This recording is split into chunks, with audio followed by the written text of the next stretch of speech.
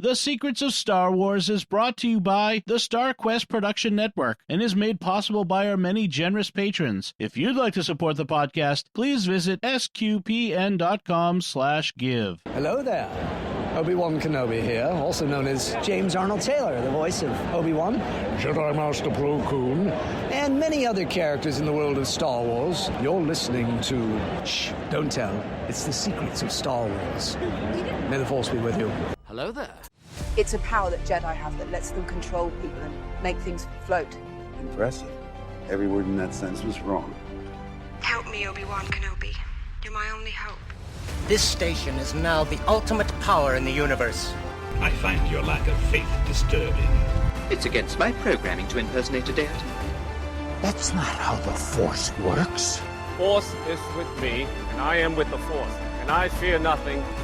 Remember, the Force will be with you, always. You're listening to The Secrets of Star Wars, where we talk about everything connected to that galaxy far, far away. From movies to TV shows, books, and beyond, we are looking at the deeper themes and meanings found in the Star Wars universe. Be sure to follow The Secrets of Star Wars on Apple Podcasts, Spotify, whatever your favorite podcast app is, or on the StarQuest YouTube channel. You can also find us on Facebook at facebook.com/StarQuestMedia, or on X, formerly Twitter, where we are at SQPN, or on Instagram, where we are at StarQuest Network. And be sure to get your official Secrets of Star Wars gear at sqpn.com/merch. It's hard to get on the underground network through Rebel forces. You just go through the official channels. So for tonight, I am your host, Robert King. Joining me on the panel are Jeff Haecker. Hey, Jeff. Hey, Robert. And Jon Koral. It's good to have you, John. Thank you. It's great to be here. So tonight we are wrapping up the first arc of Andor Season 2. Those who are watching in real time might be all the way through Episode 9 already. I've definitely watched ahead myself, but for right now, we are talking about Episode 3, Harvest. Quick summary of the episode. Our hero Cassian, having escaped Yavin 4, is in space making repairs to that TIE fighter he stole. He calls Clea, who lets him know that she has not been able to raise Mina Rao, where his family is, and Andor heads there to find them. Meanwhile, on Chandrilla, the wedding of Lita and Stekken is underway. Luthen plainly tells Mon that Tay Kolma is a liability, and Tay leads in a speeder flown by Cinta, one of Luthen's agents. Realizing what she has to do and what she will likely have to do in the future for the rebellion, Mon gives in and dances wildly. Meanwhile, on Coruscant, Dedra and Cyril prepare to host Cyril's mother for dinner, with Dedra meeting her for the first time. In one of the most epic duels in all of Star Wars, Dedra defends Cyril and tells Edie, his mother, that she will help Cyril maintain a relationship with her, but only if Edie cooperates with Dedra. And finally, on Mina Rao, the Ferrixians prepare to leave because the Empire is encroaching. As they come for As the Imperials come for an inspection, Brasso is caught by stormtroopers, while Lieutenant Kroll assaults Bix, who fights him off. She kills the lieutenant, Brasso is killed, and Cassian arrives in the TIE Avenger in time to evacuate Bix and Willman, but leaving the now deceased Brasso and their droid B2 behind. There's a lot going on, a lot of twists and losses and so on. Let's talk about it. And I thought maybe we could start with the wedding. The wedding takes up a big part of the episode, and I mean, everything in this episode is a culmination of what's come in the last couple, but the wedding really brings to a head Mon's story and struggles. What were your thoughts about how that all played out? Well, I mean, for me, it was interesting, the beginning of how Mon was trying to speak to Leda because she had her concerns about the wedding itself, and giving her the advice of, well, you don't have to go through with it, and if you go and tell all these people, it'll be something that's courageous and brave, and and the fact that her mother, I guess, was, I don't know, she was stressed out that she got drunk at her wedding, Mon's wedding, I guess, way back when. So maybe that was how she dealt with a Chandrilla wedding. I don't know. But I, it hit a little home because I remember there was a family friend of ours who, was planning a big wedding for his daughter, and, it just didn't feel right. And they ended up breaking it off, and I remember talking to the father, and he's like, it's much better to spend the money and maybe lose some money on, the reception and all that stuff, and not actually go through with the wedding in the long term for his daughter and stuff. And in the end, it worked out well because she got married to someone else and had and things are going really well now. But seeing Mon reaching out and saying, look, here's my concerns. And you could tell Leda maybe even had some concerns, and especially in the prior episodes. And, but they all still pushed forward to go through with it. I wanted to hold his hand, but he kept pushing me away. Yeah. Yeah. So Mon giving Leda kind of that last chance, that out, was interesting because it's almost like, I mean, there's a lot going on with Mon in this. I think she's kind of, because, to jump to the end part just for a second, when she's kind of letting loose and dancing crazy, dancing wildly, like, I think that's, before that moment, she was kind of had 1 foot in, 1 foot out of the rebellion. Like, she was doing some things for the rebellion, but also still thinking, maybe the system can work. Maybe she can work within the structures that are there. But, when she realizes that she'll have to, basically send Tay Kolma to his death in order to protect what she's built already, she's kind of realizing what she will have to do, down the road, or, what she may have to do down the road. And I think that's when she kind of has has that kind of one last night of abandon to that before, back to what her real, and she kind of was like, Leda was kind of her last connection to that old life too. And so she was saying, if Leda had walked away from the wedding, it would have, would Mon have also walked away from the rebellion because that's her daughter.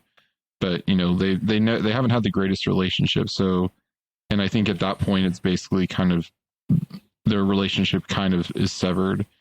And, or at least, it will be a very distant relationship, if any, moving forward.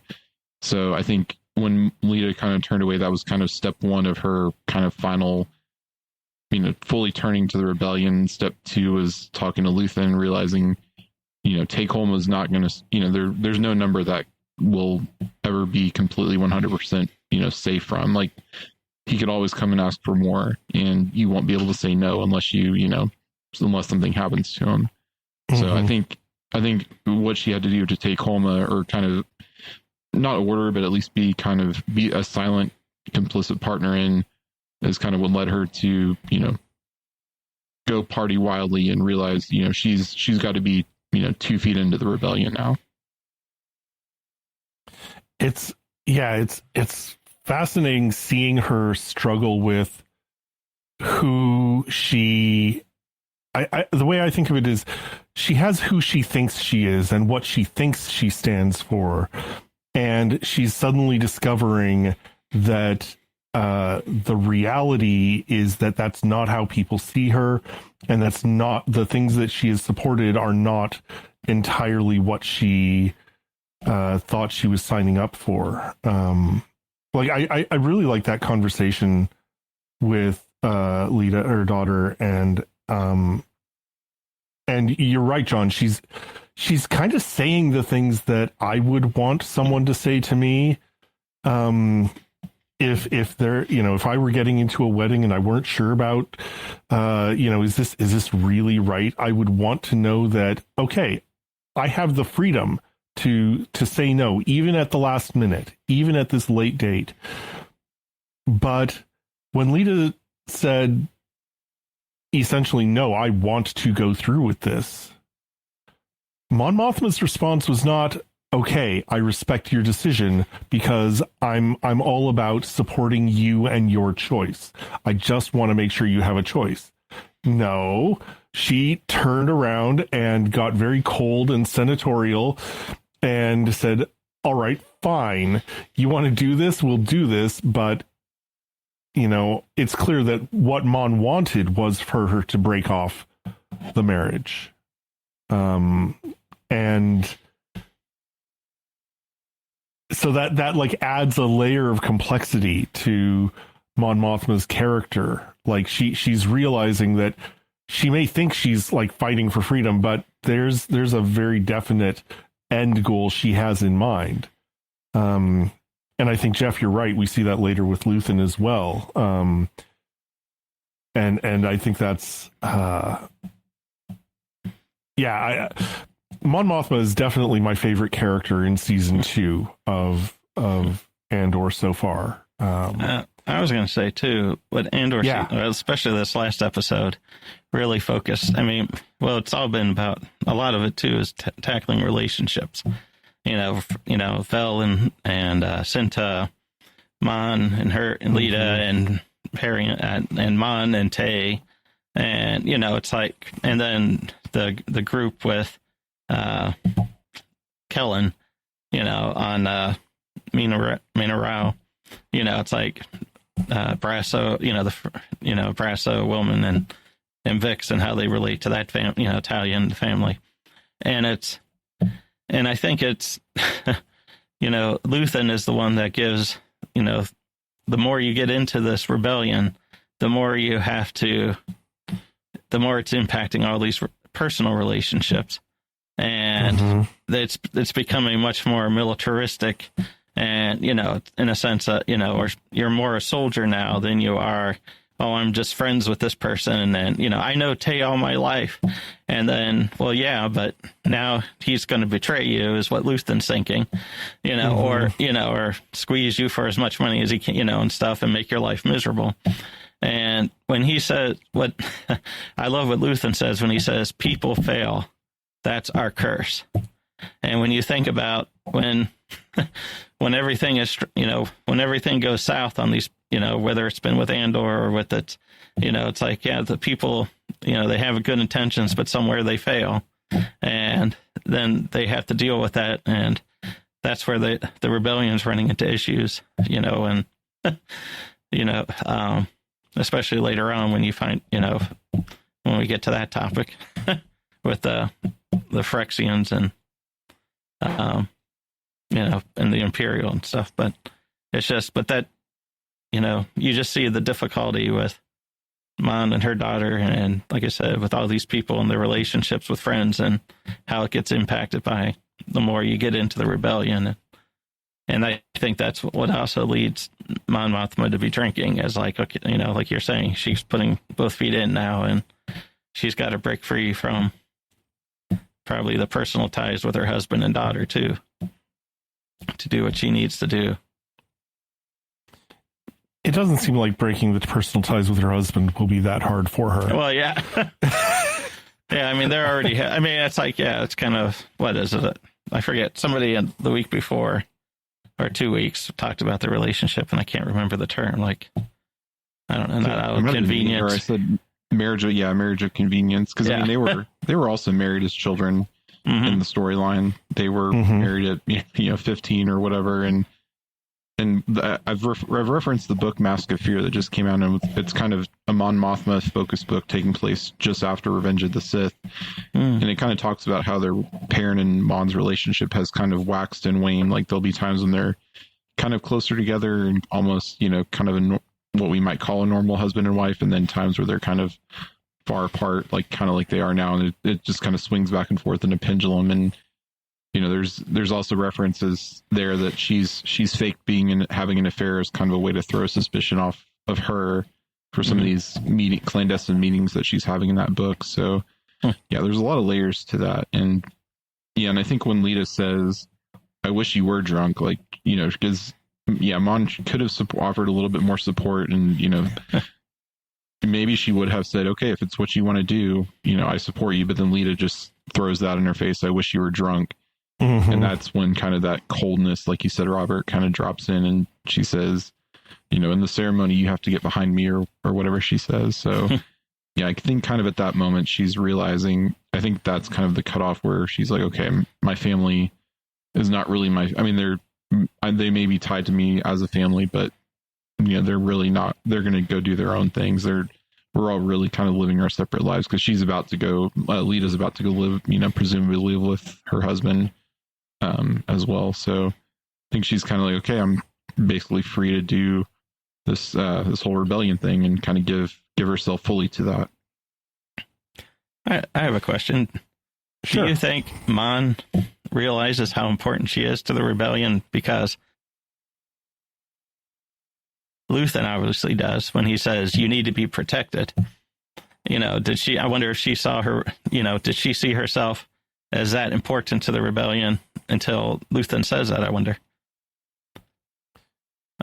I mean, in season 1, she talks about herself as raising funds. And that seems to be how she thinks of herself. Right. But I'm just wondering. Oh, go ahead.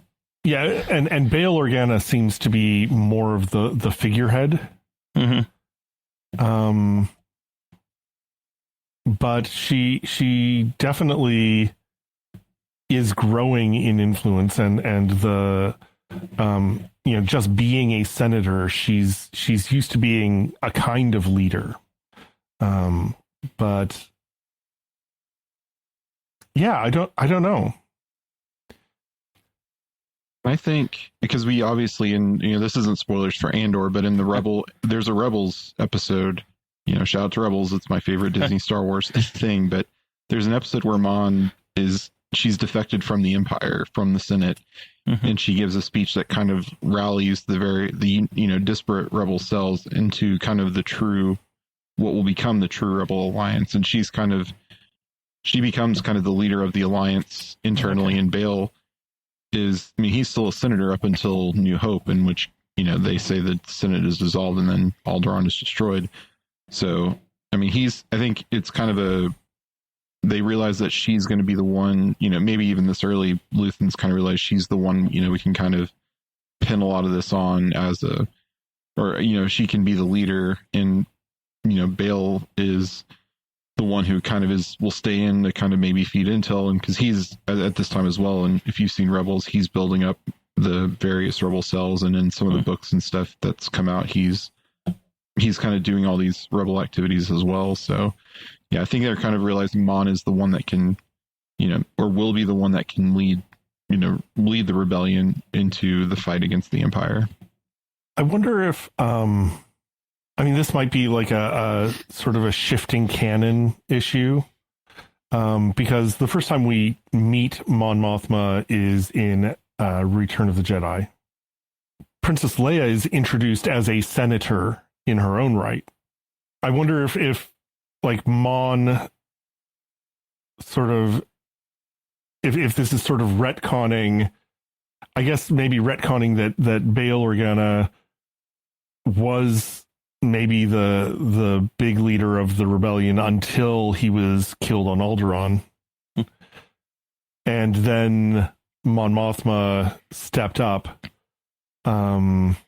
because the writers of Empire and Jedi didn't know how to write Leia as a actual leader of the rebellion. They needed to keep her in the action with Luke and Han, and so they couldn't have her being the kind of leader that Mon Mothma is, and so they had to invent the character of Mon Mothma. I don't know. I'm just spinning out how this may have developed, and how now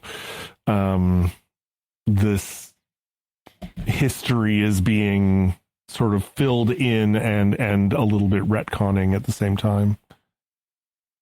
I think if they retconned it, they did it they did it when Rebels, because she's the one that kind of, in that Rebels episode I'm mentioning, she gives the speech calling for the unification, for anyone to fight against the Empire to join her. And then in the last season of Rebels, she's already leading, leading the Alliance basically, and, kind of sending people on missions to go do various things. So, and I think Bail is they're at least, maybe they're co-leaders in it, but I think she's she's definitely the figurehead, because Bail he's still in the Senate. He's still kind of working undercover, I think, to, try to work from the inside to feed them intel, or feed them, do whatever he can on the inside while still doing some things. But Mon is the very public leader of the rebellion by that point. So, but yeah, like I said, that happens in Rebels, so no spoilers for Andor, but indeed. Yeah, no, and I agree that like the retconning has been going on since Rebels, so it's been there for years and years. I don't know. Pieces are falling into place very late in my slow thinking brain. I think I have a slightly different interpretation of the dance at the end. Both of you have, and maybe I'm misunderstanding, both of you have said that's her kind of like letting go of the past and jumping both feet into the rebellion. But I think maybe she was willing to jump both feet in when she realized her daughter was not going to stay with her. But when she realized, oh, this is going to, I am sending my childhood friend to his death. I don't think she was entirely on board with that, and realized that she was not as much in control as she thought she was, and was not going to be able to stop that, or rather she could stop it, but only at the cost of betraying the whole rebellion, and she didn't know what to do and was regretting that standing up for the rebellion meant sending her childhood friend to his death. And so I saw it as I'm going to get drunk and forget my problems, forget the failure that I just had in not being able to stand up for justice and freedom and the things that the rebellion should be standing up for. And instead, as Luthen said, using the tools of the enemy against them. I don't think Mon Mothma is okay with using the tools of the enemy. And yet I think she doesn't see any other way out at that point. Yeah, I think that's part of it. And again, going back to that book I was mentioning, there's a part where she basically has to do something that sends somebody to their death in order to protect this fledgling rebellion against the Empire. And at that point, it was within the first year after Revenge of the Sith, so it's barely even, stuff hasn't started happening really yet. There was just one kind of thing that she had to do, and yeah, I think I think that was part of it. Like, she may have wanted to forget that she had to do it, but it also kind of sets up that really, while the rebellion is definitely the good side here, there are going to be things that have to be done that are not, that are maybe not something you want to advertise when the rebellion wins. You don't want to show where all the assassins and assassinations and other things had to be done. And I think it's an interesting contrast with characters like Cassian and some of these other people doing these like spy missions, because we're seeing the side that will never be made public, and we're seeing the things that have to be done to set up, the big public victories like Yavin and other things. So, and the other interesting thing with the music, the song that's playing when she's, dancing after she's taken her shots and whatnot, That's actually the same song that it was played in the first episode of Andor, where he was looking for his sister in that House of Ill Repute. It's a version of that song. That song was playing on the planet where he got arrested, which is actually Niamos, which is the name of the song. So it's all kind of, that song has recurred throughout the show so far, and it's where he got arrested, where Cassian got arrested after the Aldhani heist. And so having it's kind of an interesting contrast with it being like kind of, the party anthem that the maybe upper crust and elites are kind of, dancing to. It's the name of this planet that was kind of a, smuggler's, low life paradise for a while, but now is cracked down. I don't know. I just thought that was an interesting, like that the song has kind of been, has taken a life of its own in the galaxy, and it's named after a place that's, I've heard it called Space Miami because it's Niamos is basically Miami. So, and it's these rich Chandrillans who probably have never been to Niamos and will never go there because it's, kind of a place that you don't go as someone of the elite, but you're kind of partying like so you can forget for a night that you're think for a night that maybe you could go there. So I don't know, I thought that was an interesting thing with the music too. There's a lot going on at the wedding that I think connects to it brought up all sorts of questions of moral philosophy and theology for me. The idea of freedom in choice of who to marry. This was one of the early issues that the church was in conflict with the Roman Empire about. And that's why we have virgin martyrs from the early years of the church is the church was standing up for women to say, no, I don't want to marry this person. And yet it's kind of, there's that twist of, well, but this girl is choosing the arranged marriage and the parent doesn't want it to happen. So that's interesting. She's kind of like taking it as maybe a sign of regret for her own marriage. And kind of similarly, the do the ends justify the means? Is it permissible? Is it legitimate to use the tools of the enemy against them to commit murder in order to protect the greater rebellion? And I just love that Mon is struggling with those questions because they're just really, I don't know, they're morally meaty questions, and the church has definitely like come down on no, the ends never justify the means. The end, the means must be determined by what is moral in itself. And we absolutely have freedom in who we are to marry and lots of other things. But I love the way Mon is really wrestling with these issues that the church has also had to wrestle with throughout history. And individuals still have to wrestle with today. Anything else about the wedding, or shall we move on to Mina Rao? The only other thing I wanted to point out is they mentioned the Rakatan invaders, which if you've ever played Knights of the Old Republic, the Star Wars role-playing game from like 2003 or 2004, which I love that game, played it several times. They're kind of the computer game, yeah.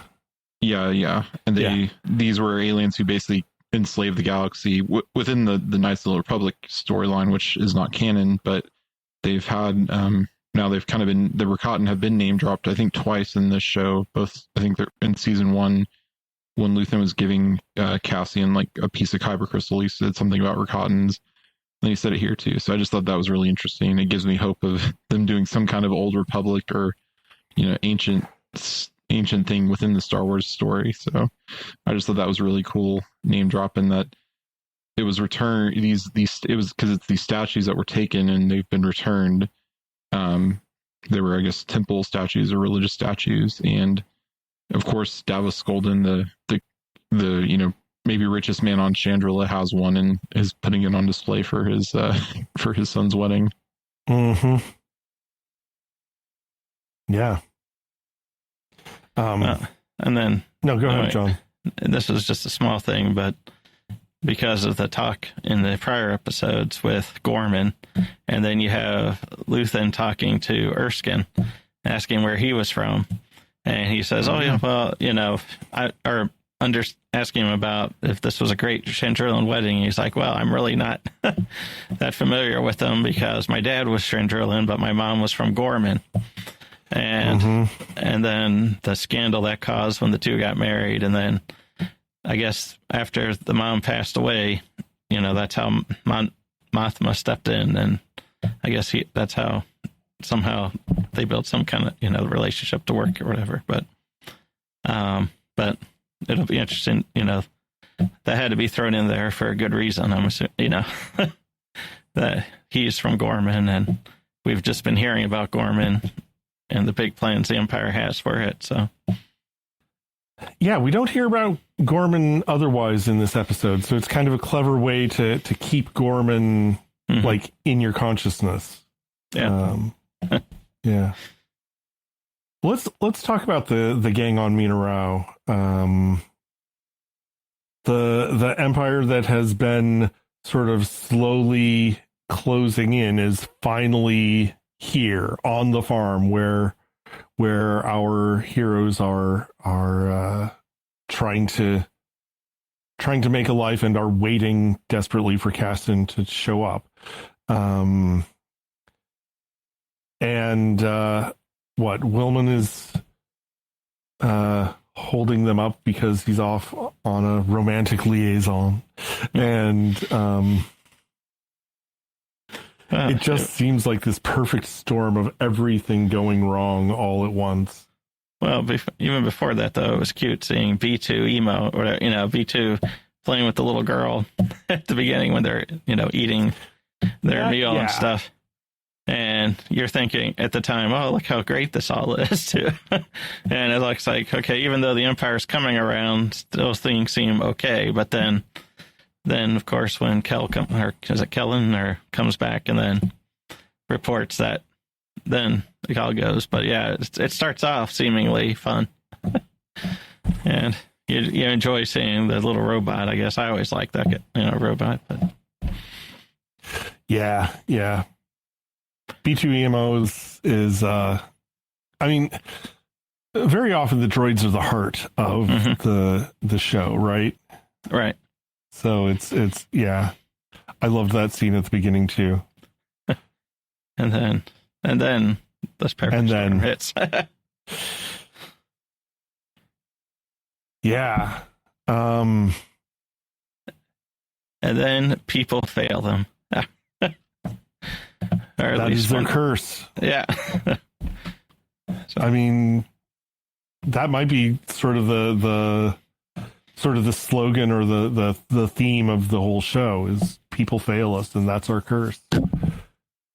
I think in this case, it wasn't people failing them. It was, sorry. I was saying in this case, I don't think it was people failing them. I think this was more the system, and because the Empires, they've been tightening their grip on all their planets, and they're slowly moving in, slowly tightening things down, and they've issued this communications blackout for Mina Rao. So Cassian, because he's off doing these missions while his people are safe, because Luthen presumably set that up for them to where they could be safe, and while he's doing the jobs for Luthen, and he doesn't know what's going on, he can't hear them, they can't raise them, so he goes there for himself. But yeah, I think at least the way I read it is that they weren't betrayed, and I think this is evident when when he's captured by the stormtroopers, he and Kellen kind of share a look, like Brasso because Brasso kind of says, you turned me in, you jerk, but I think he's really trying to throw suspicion off Kellen, because Kellen was really trying to help them. So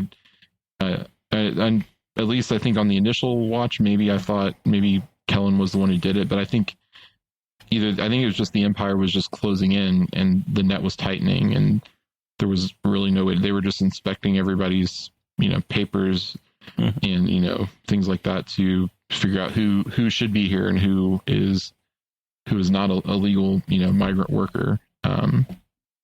Because their papers had to be faked to get them here, because if they know who they are, they could trace them back to Ferrix, and they know, they have all the stuff that happened on Ferrix and Cassian and the relation to Axis and all that. So I think it's, in this case, it was just the slow creep of the Empire, rather than the people on Mina Rao failing them. And then of course the Empire massively fails morally with what happens there. But I mean, we all knew they were massively failing in morals. Yeah. I think you're absolutely right about Brasso sort of accusing Kellen of turning him in order to throw suspicion off of Kellen, to like make sure that Kellen stayed in the Empire's good graces. Yeah, I think you're right about that. John, you were going to say something. Yeah, I mean, I was questioning it because I was wondering, though,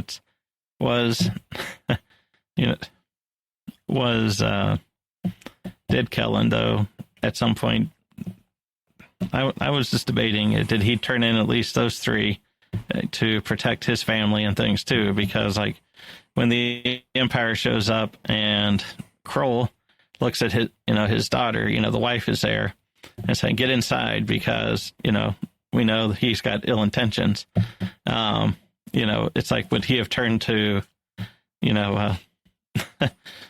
his attention to the daughter versus Bix or whatever? It's like, so I didn't know though if at that point was Kellen,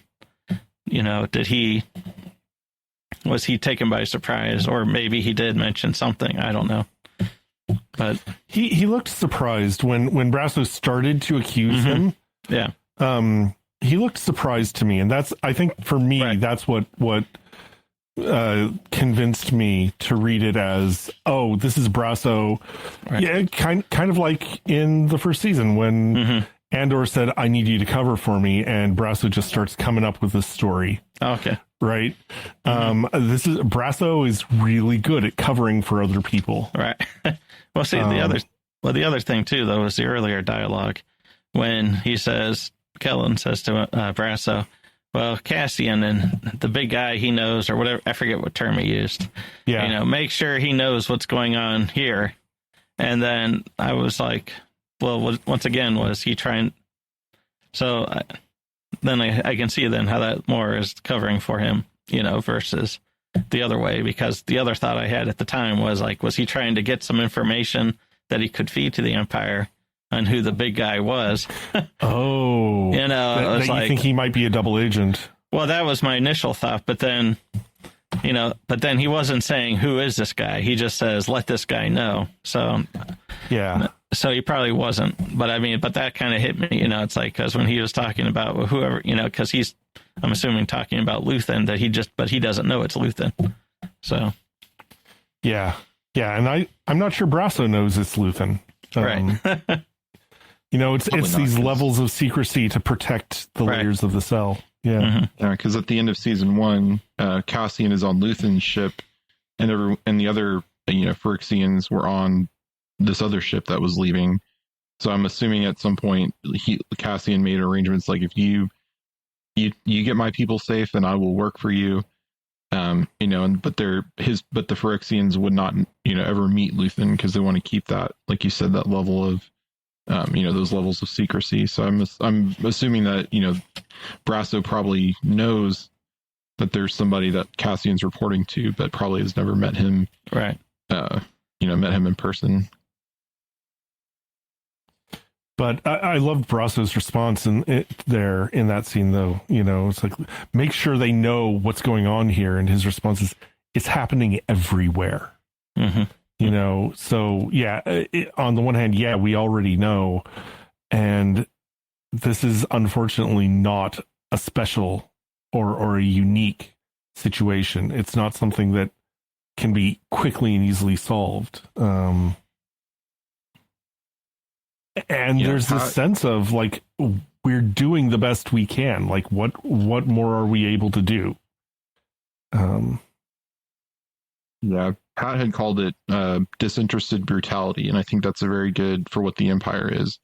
Yes. It's a system. It's a system that's in place, and it can be rotten from it's rotten from the top, but it can also be rotten all the way to the bottom. I think there's probably some decent people who are working in the Imperial bureaucracy, and maybe some decent soldiers who aren't completely bought into what the Empire is doing. It's just their job, but I mean, there's definitely rottenness all the way from the bottom to the top, and it's just consuming everything in its path, including because it's consuming Gorman. That we'll see. It's consuming. This is kind of happening at the same time as season 2 of Rebels, and what the Empire is kind of tightening its grip on Lothal in that show, and you see the outcome of that in that show. Mm-hmm. So it's just, it's happening. Like that's just puts it in very good words that it's happening everywhere. It's anywhere the Empire can reach, it's going to happen. It's going to consume whatever it can to feed its machine and to grant ultimate power to the Emperor through this machine. And it's disinterested and it's random in some ways, but it's also deliberate. Like this is the Empire is being sent to these places to enforce brutally these laws, which are they're not presented as necessarily being unfair laws or unjust laws, but they're certainly laws that have not been used before. And the lecherousness of the lieutenant seems to be a feature more than a bug. It's the Empire seems very, very much fine sending people who have a penchant for cruelty into the field. And we see the outcome of that very directly in this sequence. I've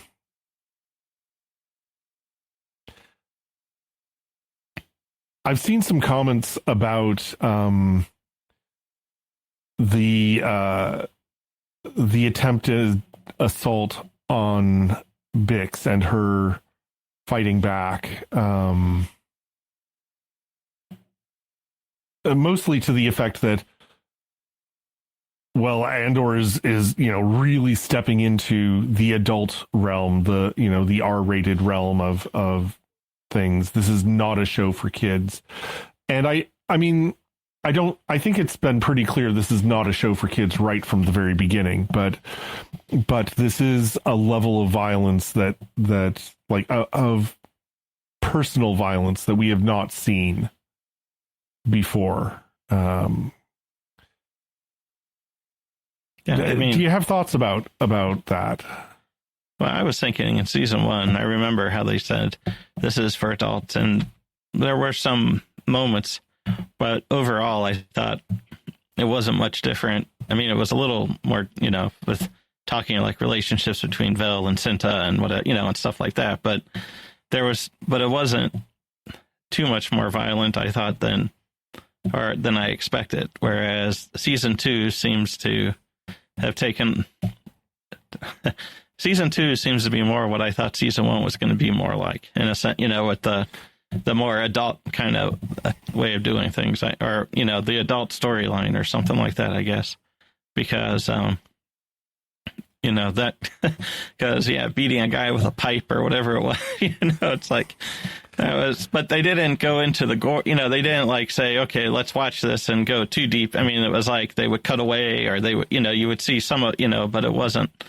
So it was like, it was still, I think, restrained to an extent, but it's not something like you want to watch like with Skeleton Crew, it's like with your kids, this is definitely a more adult thing. But I think this is what I kind of more expected when they were explaining it before season 1, and but maybe that's because a lot of the background has been laid out, was done in season 1 to give the storyline, and development, and this has been more action, I think, than even in the slower first two episodes compared to what you had the first season of Andor. It always seemed like the first two episodes in the 3 arcs were really developed slowly, and then bam, the third episode hit, and things seemed to really take off. Then it slowed down, then hit again, and this time I just think, it's just been, I don't know. I think it has been a little more intense and more of a adult kind of rating. Yeah. And in this scene in particular, so I've seen a lot of criticism or, a lot of dialogue back and forth on this in particular. And I wish the show at least had like a warning ahead of time of something that you'll see here. But I think having it in the show is important because it really brings a new level of the Empire. Like, cause we've seen military violence of, assaults on planets and stuff. We've seen, the Death Star blow up Alderaan. We've seen all of that, but we haven't seen it on this kind of a personal level before. And this is something that definitely happens in history and probably happens to this day in countries, in war-torn countries, and even in other countries, this kind of violence does happen. And I think having it displayed in Star Wars I think it's important because it can draw attention to that issue, and how something like that where this can happen is a root problem that needs to be, addressed. And if you even think about it back in like Return of the Jedi with Princess Leia being, it's enslaved by Jabba the Hutt, basically, like, you can imagine that she's not, this kind of thing could have happened in Jabba's palace, and probably did. We just don't see it. So I think it was important to have it in the show. And I mean, of course, they're not going to show, the ultimate, end of that. But, and I'm glad that Bix was able to, they actually gave that as a power moment to Bix, because she had been in season 1, she was tortured by, I believe Dr. Gorst was the name. Mm-hmm. And we saw that in the beginning of this arc where she was having nightmares of Dr. Gorst. And I think this kind of gave her a moment of redemption, and a moment instead of she can take ownership and take, she can take her power back that had been taken from her by the Empire. And, because you have this guy who has ill intentions and is, has been creeping on her from the last couple episodes. And he has his driver who's just letting it happen and knows it happens and doesn't care because that's just his job. He's, he's not paid to ask questions, probably, is something he might say, I don't ask questions. I just, go where I'm told. I'm just the driver, or, something like that. So, but I think the way they did it though, with having Bix, get her power back and by killing the guy and by stopping him from that, I think was the right move there.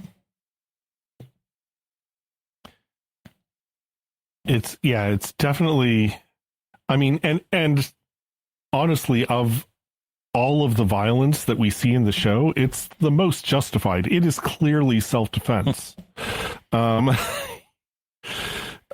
Which is, kind of a powerful statement there. It is,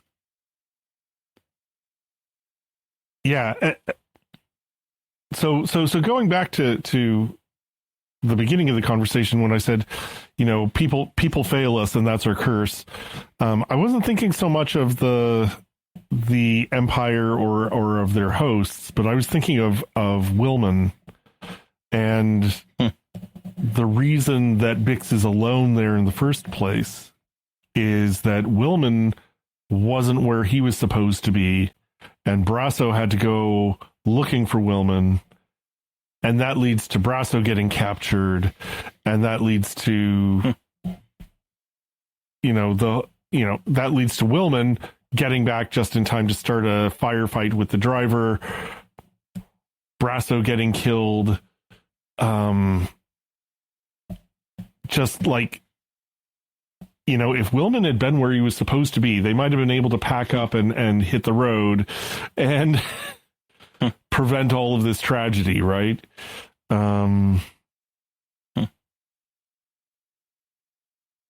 Yeah, it's and it's not like this is, you know, Willman was deliberately you know, trying to cause trouble.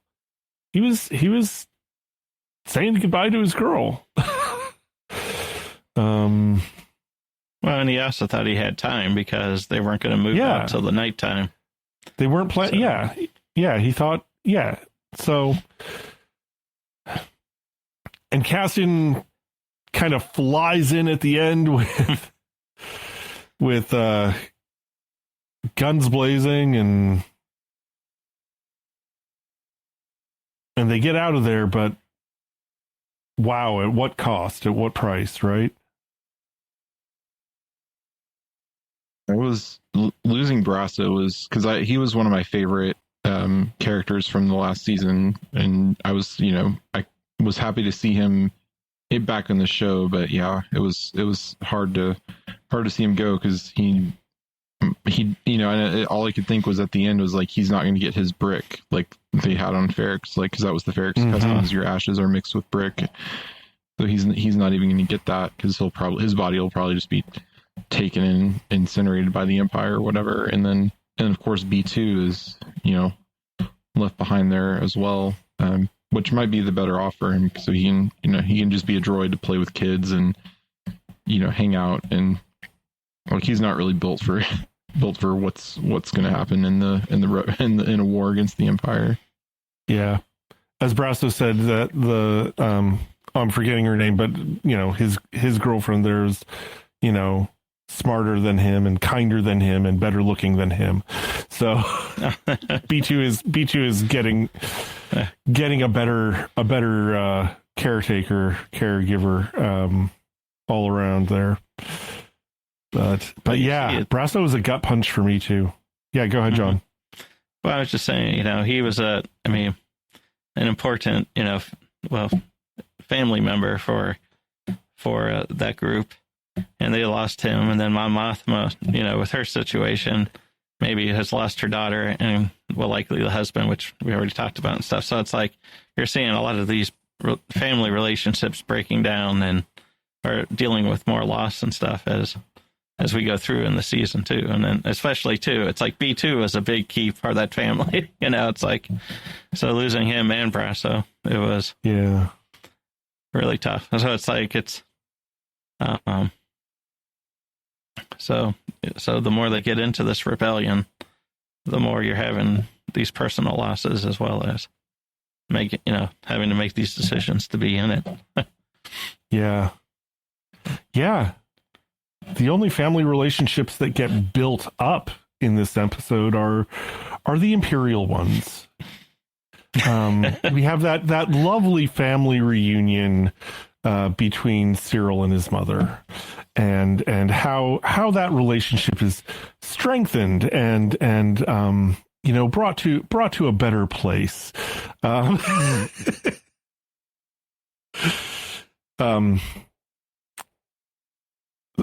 Being sarcastic there, of course. You know, Dedra's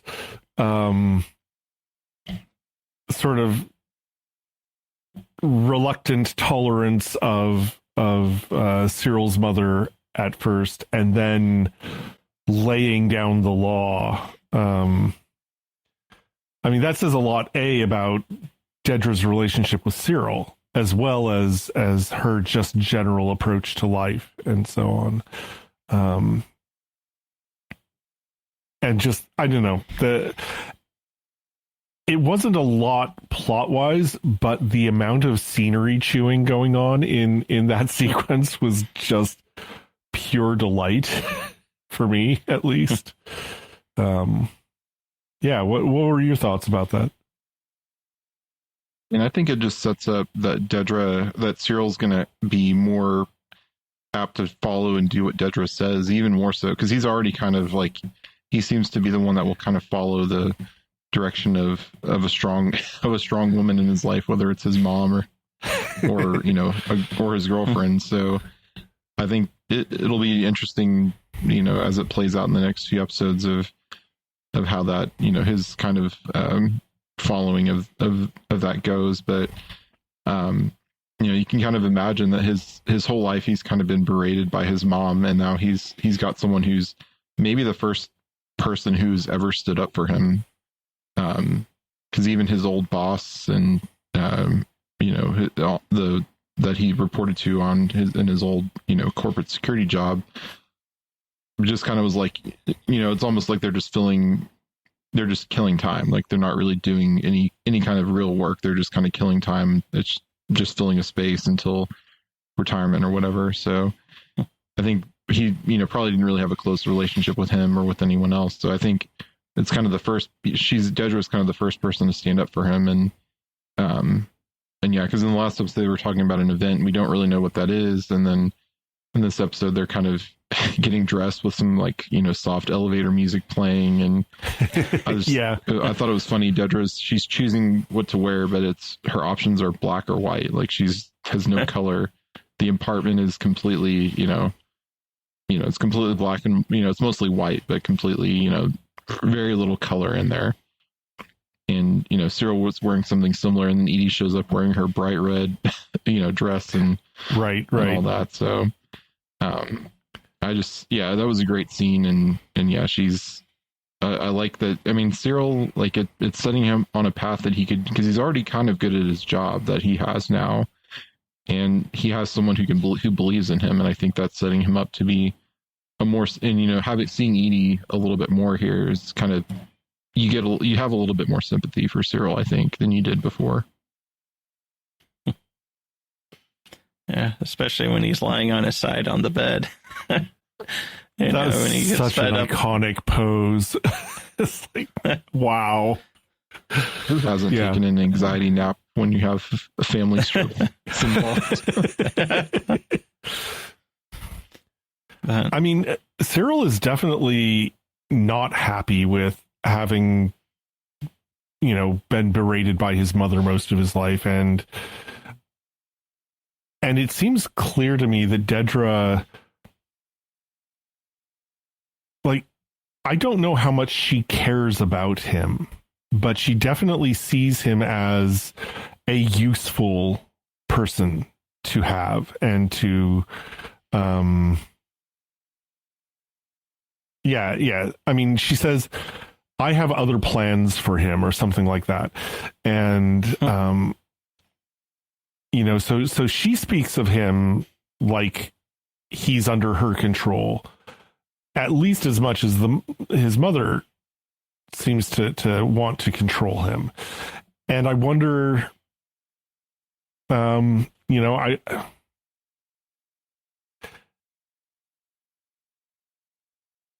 Cyril seems to not be able to really control his own destiny, and yet he desperately wants to. And that's a very relatable struggle, I think. Yeah, I mean, I think Dedra does care for him in her own kind of limited way, because this is where we kind of get her backstory. She was raised, I love the term, it's a sad term, but I love the idea of a Kinderblock, an Imperial Kinderblock, because her parents were criminals. Yes. And she was raised in this, basically it sounds like, a group home or group, a group block, like who knows how many kids were there. So she's probably never really had any kind of a close relationship, or, maybe she's had friends, but she's probably never had anyone really care about her. Like, my headcanon right now is that she was found to be a very gifted child and was, put through school and whatnot to join the ISB because she could be useful to the Empire. She's probably never had someone like Cyril who went back to try to help her and save her at the end of season 1. So I think she's a flawed person. So I think just seeing she doesn't really have a strong basis for what a relationship is. Flawed. Yeah, she's in the ISB and are telling Director Krennic how to start a Gorman. How to set up the Gormans to take the resources you need. From back in the first episode, she kind of lays it all out on what to do. I think she really does actually care for Cyril. It maybe in a limited way, maybe not in a truly romantic way, but just as she's I think she does have some, I think she does have feelings for him and does care for him. One strength that Cyril does have, though, is when he is given a task or put in certain roles, he does give it his all. It's not like, because when he was a security guard, like Jeff was saying, all those other guys were just like, yeah, let's just, bide the time kind of, and stuff. And he's like, wait, something's going on. I got it, and he's good at seeing issues. And then he knew something was going down at the end of season 1 too, and needing to be there for her. And even though he was in a limited role with his job at the, I don't know, whatever he was doing, I forget where he's a Department of Records or something like that. Yeah. I think it's. I mean, he even right, yeah, yeah. But he even did a good job there, even though he was bored with it in the beginning, kind of thing. But then it's just like to move on. It's like so. I think once he has good guidance or is able to set his mind to it, he does well with that. Like you give him a task and he's going to do well with it. But then obviously the constant berating from his mom and stuff like that is just, takes any kind of joy or success he feels and then makes it, to her versus what he is truly accomplishing. So, and Deidre he's gonna, actually does see that. I think you're right. He's going to throw his whole heart into it. I'm not sure how successful he actually is in terms of what he accomplishes. But I mean, honestly, I don't know if we have enough information to say whether he's successful or whether he's just there because Dedra has, people she can talk to make sure that he gets, the right position and the right promotion. But, but yeah, he's absolutely willing to throw himself completely into something he believes in, and kind of for better or for worse. And he is absolutely throwing himself into this relationship with Dedra. And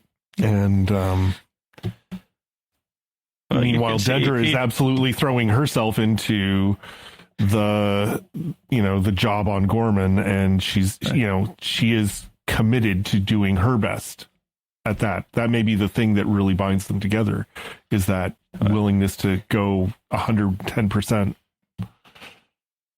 And then while Cyril maybe hasn't done everything perfect, people have failed him too.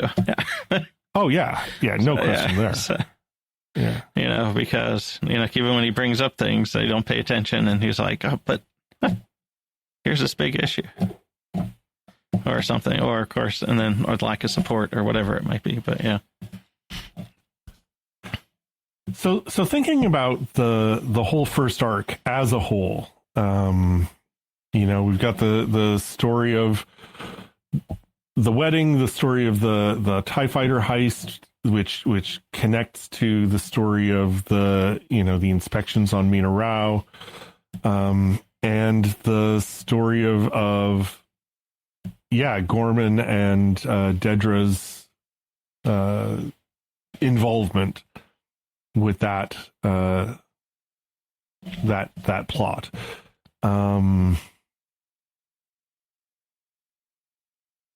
We've lost some people. We've lost Brasso and B2.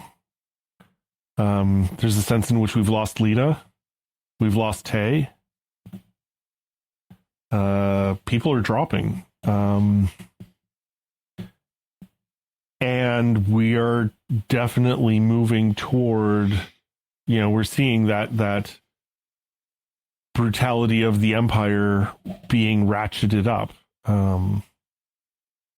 What other thoughts do you have about the sort of the overall arc of the first 3 episodes? Where does it take us with Andor? Where is it kind of where's it moving us? Well, I mean, I really enjoyed this first arc, and I, of course, as we were talking, I've seen, so I won't speak too much because I don't want to spoil for anyone who hasn't caught up yet. But this John.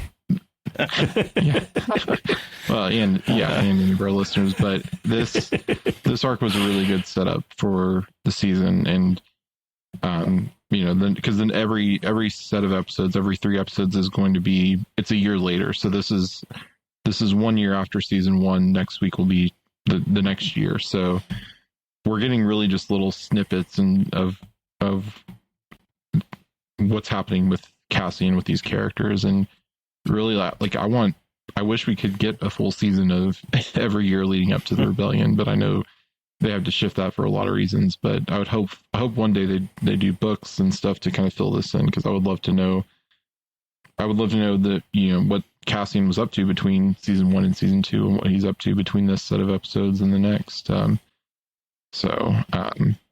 yeah, really great setup for the season, and yeah, losing Brasso was tough, but of course, we don't see him in Rogue One, so anyone who we don't see in Rogue One and beyond, and who doesn't survive Rogue One is, of course, could be someone we lose. So, it's great first set of episodes, and I can't wait to see how it all ends, but also to talk about the rest. How about you, John? I overall like the first arc. I did start watching a little bit of the next episode, so I saw how it begins a year later and stuff. And I agree with that. It was like, because at the end of this episode, I'm like, oh man, I would love to. It seemed like they had a nice ending to it, and then all of a sudden it's like, oh, it would have been great to see that more developed, or some and stuff. And it's like, because I think what I appreciated with the first season of Andor was because they were laying all the groundwork and stuff. Even though some of it seemed really slow, I actually liked that because it got me understanding it better. And this time, because they've already done that, they've hit the ground running quicker and stuff. So it's like, I need to make sure I always take a time to watch it a second time and slow it down, and pay more attention to everything that's going on, because it is going quicker and it's not as slowly developed, as I remember the first season. I mean, and because like at the end of this first arc, I'm like, I wish we would have gotten Andor more or Cassian more outside of being captured in that planet for that series of time, because I'm like, come on, let's just get back to some action where he's, I like him in that TIE Avenger flying around, and then, being in contact with the people, and with him not being in contact, it was nice seeing that kind of stuff happens. But I was hoping, so I liked it overall, but there were certain things I could have, I wish they would have taken a little more time, like also on with Chandrilla to as they were building the wedding. They did talk some background, but it's like, it would have been, I thought they missed some more opportunity to talk with like Vel and Mon, a little deeper and stuff like that. But overall, I mean, I did like it, but I'm looking forward to seeing how, the next, the rest of the season goes, and the next arc especially. But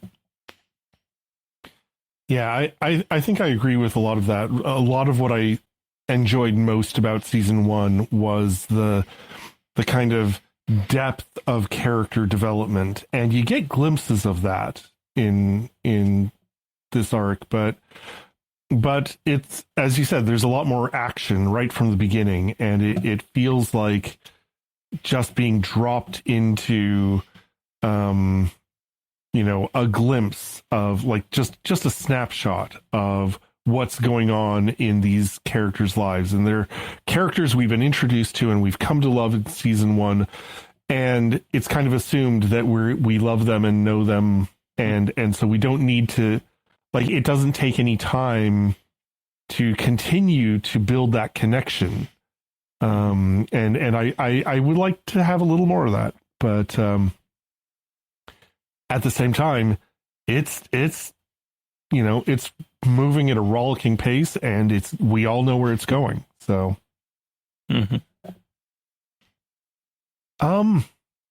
I guess that wraps us up for episode 3 of Andor season 2. Our show next week, we will start on the second arc, episode 4, Ever Been to Gorman? Meanwhile, we would love to hear from you, our listeners. You are the reason that we're here. So drop us a line on email at starwars@sqpn.com, on any of our social media platforms, or by joining the discussion on our StarQuest Discord server. This is my favorite place. This is where all my favorite conversations happen. You can join it by going to our website, sqpn.com/discord, and you can get an invitation. We'd like to take a moment to thank our patrons, especially, who make this and our other podcasts at SQPN possible.